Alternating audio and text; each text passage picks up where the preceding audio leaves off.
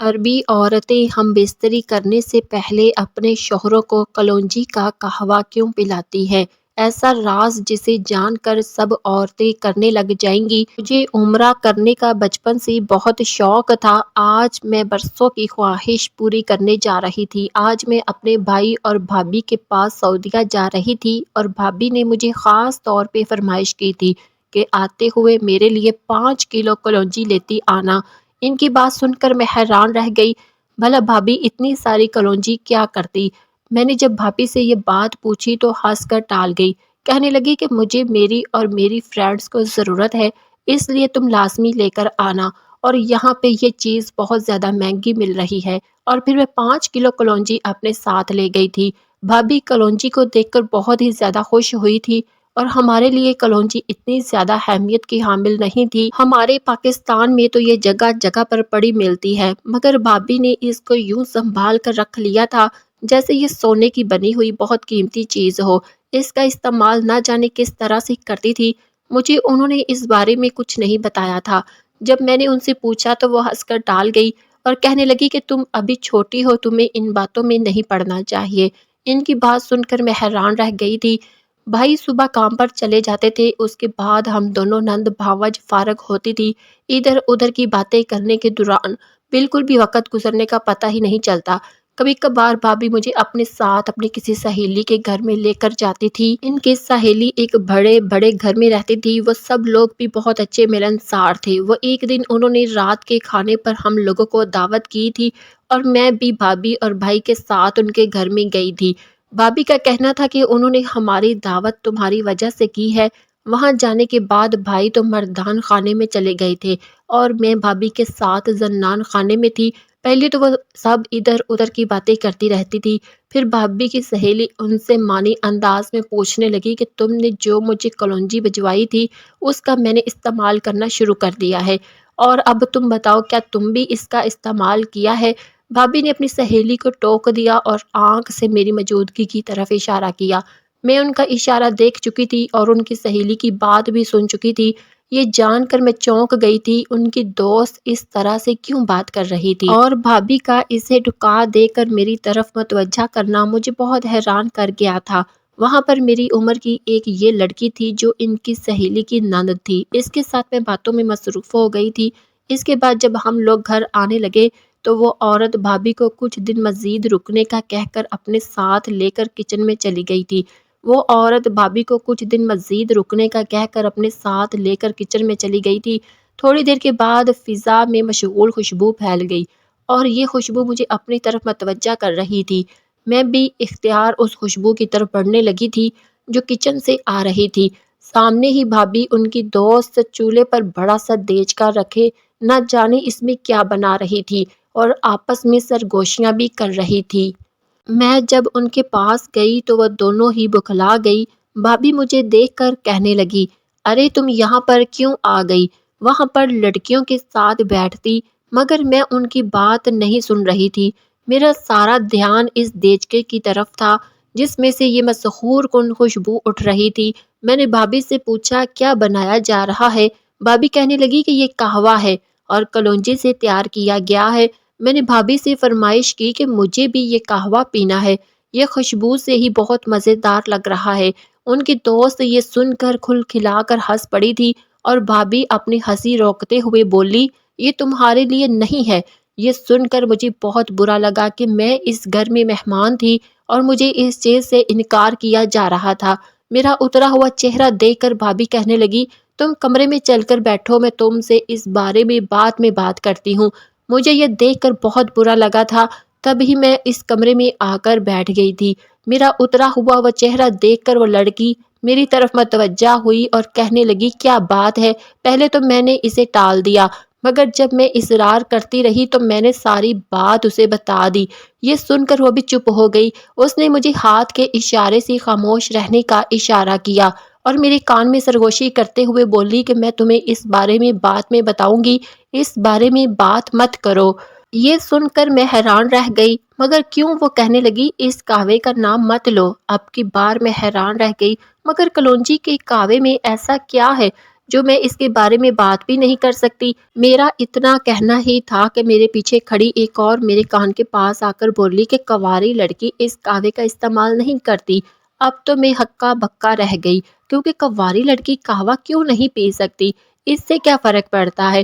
تبھی دوسری عورت بولی کہ تم بچیوں کو بڑوں کے معاملات میں نہیں بولنا چاہیے، یہ قہوہ مرد حضرات کے لیے ہے، عورتیں اس کا استعمال نہیں کرتی ہیں، اور کنواری بچیاں تو بالکل بھی نہیں۔ اس طرح کی باتیں سن کر کسی اور کے سامنے اس چیز کا نام بالکل مت لینا، ورنہ تمہیں غلط سمجھا جائے گا۔ ان عورتوں کی باتیں میرے سر کے اوپر سے گزر رہی تھی، نہ جانے وہ کیا کہنے کی کوشش کر رہی تھی۔ اب میں اپنا سا منہ لے کر رہ گئی تھی۔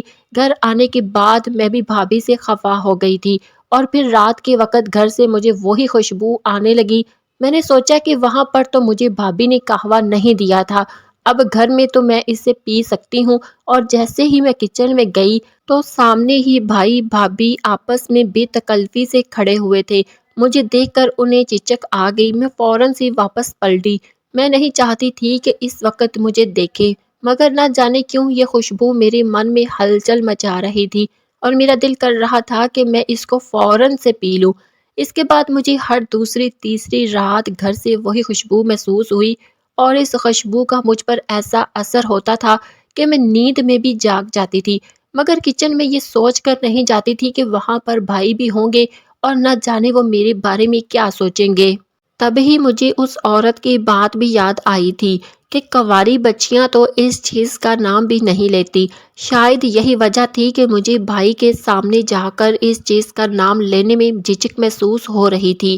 میں دوبارہ سے اس چیز کا انتظار کر رہی تھی کہ کب بھابھی مجھے اپنی سہیلی کے گھر میں لے کر جائے، اور وہاں پر میں اس لڑکی سے پوچھوں، نہ جانے ایسی کون سی بات مجھے بتانے والی تھی۔ یقیناً وہاں مجھے اس بارے میں سب کچھ وہ بتا سکتی تھی۔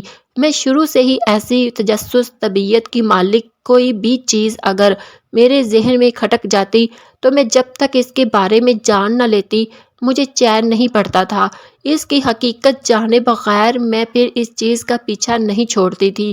امی میری طبیعت سے بہت عاجز تھی، اور کبھی کبھی تو مجھے بھی سعادت سے پریشانی ہوتی، کیونکہ دن کے انتظار کے بعد بھابھی مجھے دوبارہ اسی گھر میں لے گئی، اور آج وہ لڑکی نہ جانے کہاں پر تھی، مجھے نظر ہی نہیں آ رہی تھی۔ بھابھی بھی اٹھ کر کمرے سے باہر چلی گئی۔ فضا میں وہی مشہور کن خوشبو پھیل گئی تھی۔ ابھی ہم لوگوں نے گھر واپس جانا تھا، اور آج میری طبیعت خراب تھی اور میرا جسم بخار سے ٹوٹ رہا تھا۔ میرا دل کر رہا تھا کہ وہ فوراً سے گھر جا کے آرام کروں، اور بھابھی نہ جانے کہاں پر تھی۔ میں یہ سوچتے سوچتے کمرے سے باہر نکل آئی، اور کچن میں آ کے دیکھا تو کچن خالی تھا، یہاں پر کوئی بھی نہیں تھا۔ سامنے ہی چولہے پر وہ دیچکا تھا جس میں وہ کعوہ بنایا جا رہا تھا۔ وہ مذکور کن خوشبو مجھے پاگل بنا رہی تھی۔ میں نے آس پاس دیکھا، وہاں پر کوئی بھی نہیں تھا۔ میں فوراً سے دیچکے کے پاس گئی، جانتی تھی کہ یہ چوری کے زمرے میں آتا ہے، مجھے کسی کے گھر میں اس کی اجازت کے بغیر اس کی چیز کو استعمال نہیں کرنا چاہیے۔ اگر کوئی دیکھ لیتا تو نہ جانے میرے بارے میں کیا سوچتا۔ میں خود کو روک بھی نہیں پا رہی تھی۔ جیسے ہی میں نے دیچکے کا ڈھکن اٹھایا تو تبھی وہاں پر ایک عورت آ گئی۔ اس نے میرا ہاتھ پکڑ لیا اور غصے سے گھورتے ہوئے مجھے کہنے لگی کہ تم کیا کرنے لگی ہو؟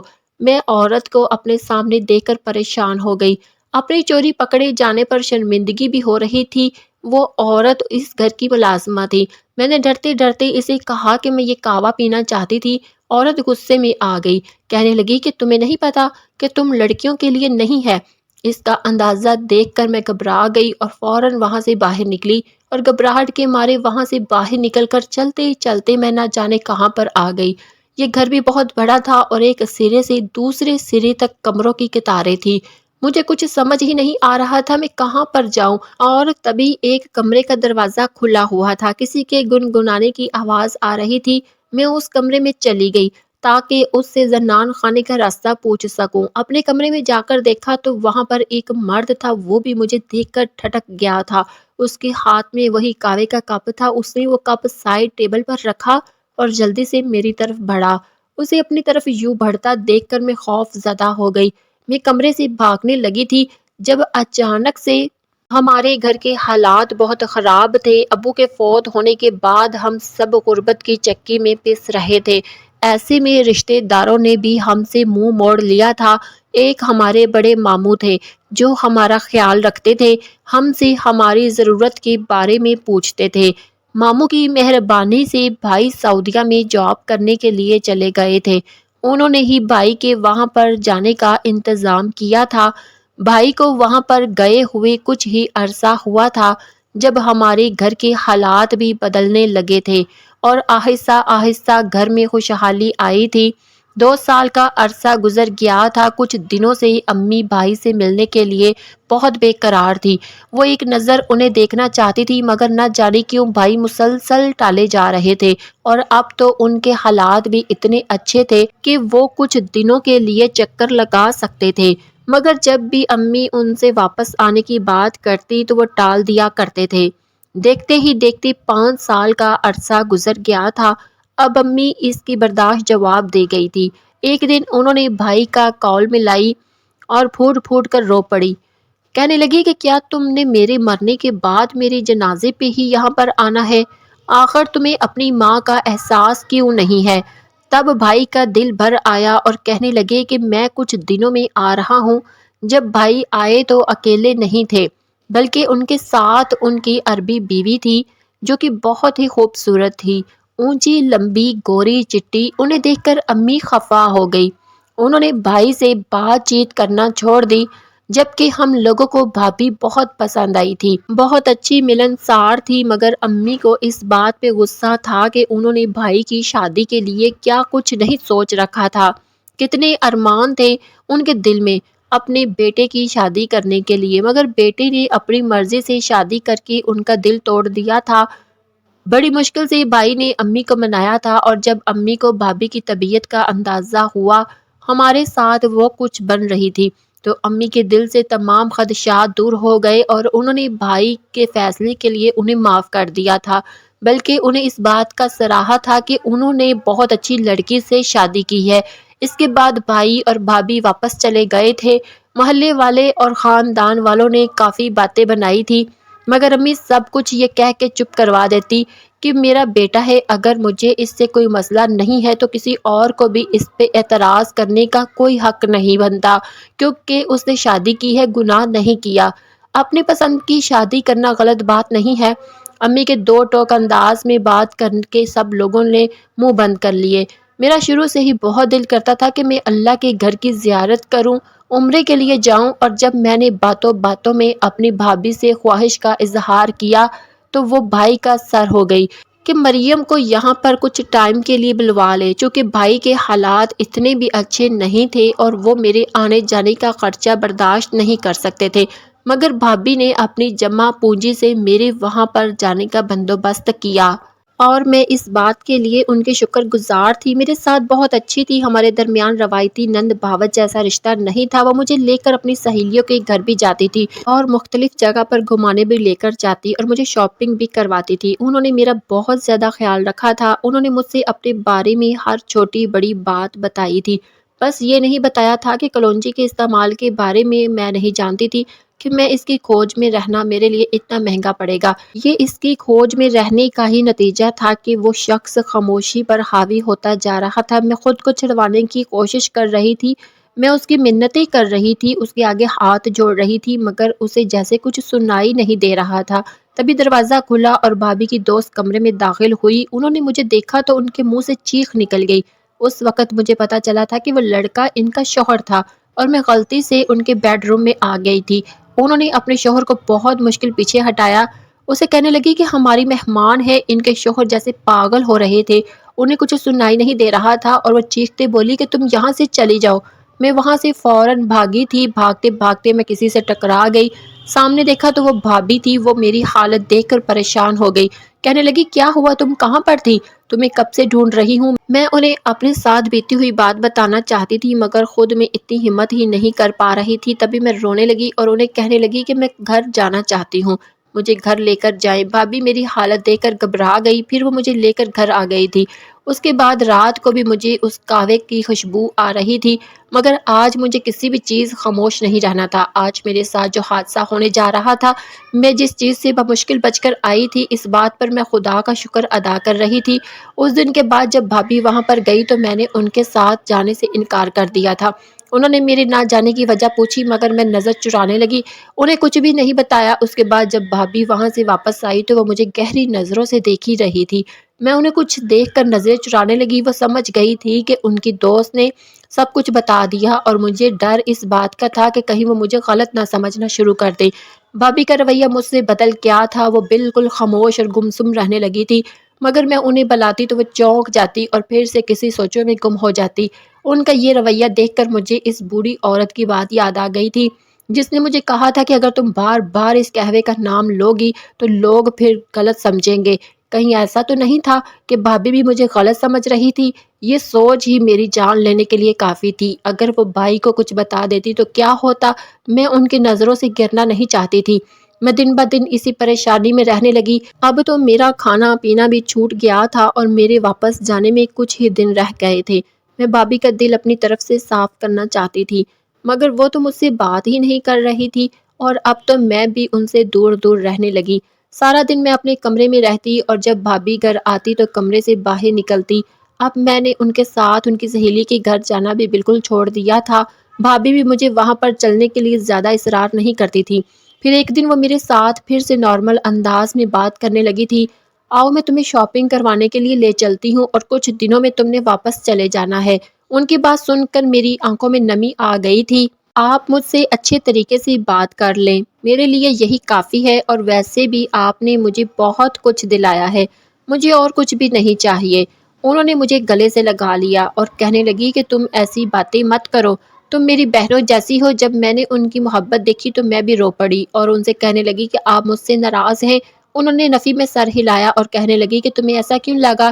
میں نے ان کے پچھلے رویے کا ذکر کیا تو وہ گہری سانس لے کر کہنے لگی، دراصل مجھے خود پر افسوس ہو رہا تھا کہ میں یہ سوچ کر پریشان ہو رہی تھی کہ اس دن اگر تمہارے ساتھ کچھ غلط ہو جاتا تو پھر میں شاید ساری زندگی تمہارے بھائی کے سامنے سر اٹھا کر بات بھی نہ کر سکتی تھی، کیونکہ میں وہاں پر تمہیں اپنی ذمہ داری پر لے گئی تھی اور تم سے میں غافل ہو گئی، اور تمہارے ساتھ یہ حادثہ ہوتے ہوتے بچا۔ وہ تو شکر ہے کہ میری دوست وہاں پر وقت پر پہنچ گئی، ورنہ نہ جانے کیا ہو جاتا۔ اور میری غلط فہمی دور ہو گئی تھی کہ بھابھی مجھ سے ناراض نہیں تھی، بلکہ ان کے دل میں احساس ندامت تھا، جس کی وجہ سے مجھ سے بات نہیں کر رہی تھی۔ تبھی میں نے بھابھی سے کہا کہ اس میں آپ کی تو کوئی غلطی ہی نہیں ہے، میں تو خود کمرے سے باہر گئی تھی۔ پھر میں نے اس دن والی ساری بات انہیں بتائی تو وہ کہنے لگی کہ تمہیں میں نے کہا بھی تھا کہ تم چھوٹی ہو، تم ان چیزوں سے دور رہو، مگر لگتا ہے کہ جب تک تم یہ سچ جان نہیں لوگی سکون سے نہیں بیٹھو گی۔ چلو میں تمہیں بتا ہی دیتی ہوں، ویسے بھی تمہارے بھائی نے بتایا ہے، تمہاری امی نے تمہاری شادی طے کر دی ہے اور 2 ماہ کے بعد تمہاری شادی ہے۔ یہ سن کر میں ہکا بکا رہ گئی، مگر مجھ سے سب کے بارے میں کسی نے کچھ بتایا ہی نہیں۔ وہ مسکرا کر کہنے لگی کہ جب تم گھر جاؤ گی تو تمہیں یہ سرپرائز بھی مل جائے گا۔ وہ شرارت سے مجھے چھیڑتے ہوئے بولی تھی اور اس کی بات سن کر میں شرما گئی۔ تبھی وہ کہنے لگی کہ پھر تمہارے لیے اس ترکیب کو جاننا بہت ضروری ہے، تم بھی گھر جا کر اپنے شوہر کو یہ قہوہ بنا کر ضرور پلانا۔ ان کی بات سن کر میں چونک گئی، ایسا کیا ہے اس قہوے میں؟ وہ کہنے لگی کہ تم جانتی ہو کہ کلونجی بہت اچھی چیز ہے، جس میں بہت سی بیماریوں کی شفا بھی ہے، اس کو بہت سی چیزوں کے لیے استعمال کیا جاتا ہے۔ اس قہوے کا اولاد نرینہ کے لیے استعمال کیا جاتا ہے۔ جن مردوں کو روزانہ یہ قہوہ پلایا جاتا ہے ان کے جذبات بھی ابھر آتے ہیں، ان کی بیویوں کی اولاد بھی جلدی ہوتی ہے اور اللہ تعالیٰ انہیں اولاد نرینہ عطا فرماتا ہے۔ یہی وجہ ہے کہ ہم عربی عورتیں اس کا استعمال بہت زیادہ کرتی ہیں، اور یہ ایک ایسا راز ہے جو ہم عربی عورتیں کسی کو نہیں بتاتی، مگر میں نے تمہیں بتا دیا ہے۔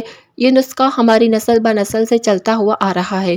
ان کی بات سن کر میں حیران رہ گئی، تو اس کا مطلب تھا کہ وہ قہوہ وہاں پر اس لیے بنایا جاتا تھا؟